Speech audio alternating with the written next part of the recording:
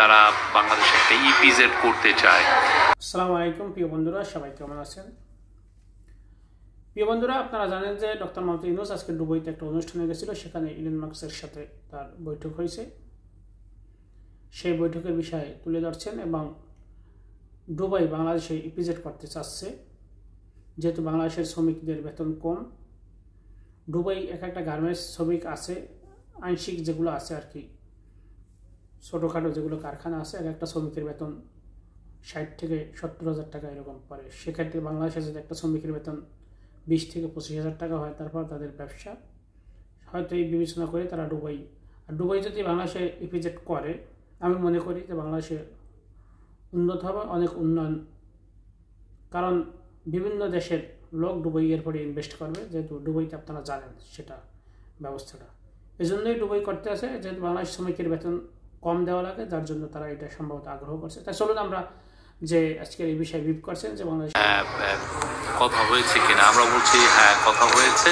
মাননীয় chief adviser আজকে world government সামিটে যোগদানের জন্য ঢাকা থেকে গতকাল রাতে আসেন এবং আজকে পুরোটা দিনই তার ওয়ার্ল্ড গভর্নমেন্ট সামিটে উনি ছিলেন।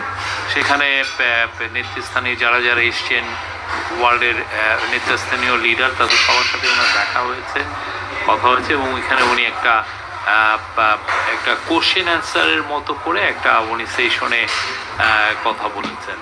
আমরা সেটার আপনাদেরকে ভিডিও দিয়েছি, আপনারা দেখেছেন। আর এছাড়াও উনি আজকে ইউএইর হেলথ মিনিস্টারের সাথে কথা হয়েছে এবং ইউএই ট্রেড মিনিস্টারের সাথে কথা হয়েছে। খুবই গুরুত্বপূর্ণ একটা ডেভেলপমেন্ট হচ্ছে যে ইউএই, আপনারা জানেন ইউএইর কয়েকটা পোর্ট কোম্পানি বাংলাদেশে তারা চিটাং পোর্ট কিছু টার্মিনাল ম্যানেজ করতে চাচ্ছিল এবং সেই নিয়ে আমাদের সাথে তাদের কথাবার্তা হচ্ছে। তো সেই আলোকেই প্রফেসর ইউনূস ইউএইর কোম্পানিগুলোকে বলছিলেন যে তারা যাতে বাংলাদেশে তাদের ফ্যাক্টরিগুলোকে রিলোকেট করে। সেই আলোকে আজকে ইউএইর ট্রেড মিনিস্টার প্রফেসর ইউনূসকে প্রপোজাল দিয়েছেন যে তারা বাংলাদেশে একটা ইপিজেড করতে চায়, এক্সপোর্ট প্রসেসিং জোন। এবং সে আমাদের ইন্টারিম গভর্নমেন্টের মাননীয় চিফ অ্যাডভাইজার নীতিগতভাবে সম্মতি দিয়েছেন যে হ্যাঁ আমরা চাচ্ছি। তারা আসলে যেটা হবে, ইউএর কোম্পানিগুলো অনেক বড়, তারা they can bringing lot of investment এবং এটার ফলে প্রচুর জব তৈরি হবে। আশা করা যায় এই বিষয়ে সামনে আরও অনেক বেশি কাজ হবে। আজকে এছাড়াও প্রফেসর ইউনূস বাংলাদেশি কমিউনিটি মেম্বারদের সাথে কথা বলেন। আপনারা কেউ এখানে ছিলেন, আমি এটা নিয়ে এলাবোরেট করবো না, বাট অনেকগুলো বিষয় এসছে, ভিসা সংক্রান্ত বিষয় এসছে, স্কিল লেবারের অনেক বিষয় এসছে, আমাদের প্রবাসী ভাই বোনরা যে সমস্ত সমস্যাগুলো ফেস করেন এখানে, সে বিষয়গুলো এসছে। এবং একটা ডিসকাশন ছিল। 12-13 জনের মতো, আমি বলবো 13 জনের মতো স্যারকে কোশ্চেন করেছেন। স্যার যথাসাধ্য চেষ্টা করেছেন সবগুলো প্রশ্নের উত্তর দেওয়ার জন্য। আর আমরা আজকের মতো দিনের সমাপ্তির পরে কালকে সকালে প্রফেসর ইউনূস ঢাকার উদ্দেশ্যে রওনা দিবেন। তো আশা করা যায় কালকে বিকালে আমরা ঢাকায় পৌঁছব। এই ছিল ওনার এটা ইউএর একটা সফর।